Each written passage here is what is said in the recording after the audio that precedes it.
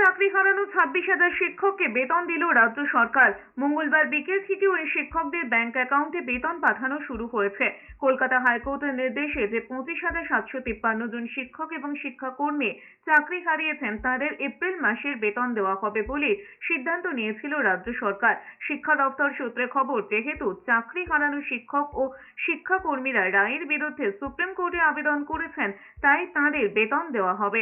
সঙ্গে শিক্ষা দপ্তরের যুক্তি ছিল, শ্রম আইন অনুসারে যেহেতু ওই শিক্ষক ও শিক্ষাকর্মীরা কাজ করেছেন, তাই তাঁদের বেতন আইনত প্রাপ্য।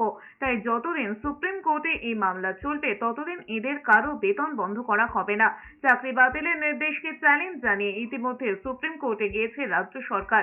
শিক্ষা দপ্তরের পাশাপাশি স্কুল সার্ভিস কমিশন, এসএসসি এবং মধ্যশিক্ষা পর্ষদের তরফেও পৃথকভাবে মামলা করা হয়েছে। ফলে বিষয়টি বর্তমানে শীর্ষ আদালতে বিচারাধীন।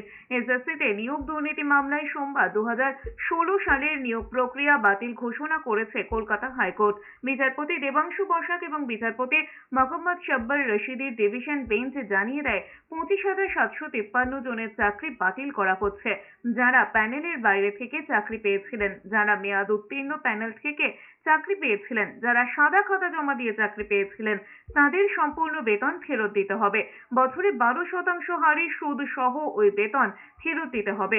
উচ্চ আদালতের এই রায়ের বিরুদ্ধে সুপ্রিম কোর্টে মামলা করে রাজ্য। সেই মামলা উঠেছে প্রধান বিচারপতি DY চন্দ্রচূড়, বিচারপতি JB পাটিওয়ালা এবং বিচারপতি মনোজ মিশ্রের বেঞ্চে। সোমবার ওই মামলার শুনানিতে রাজ্যের আইনজীবী রাকেশ দ্বিবেদী আদালতে বলেন, হাইকোর্ট এমন নির্দেশ দিয়েছে যা কার্যকর করা সম্ভব নয়।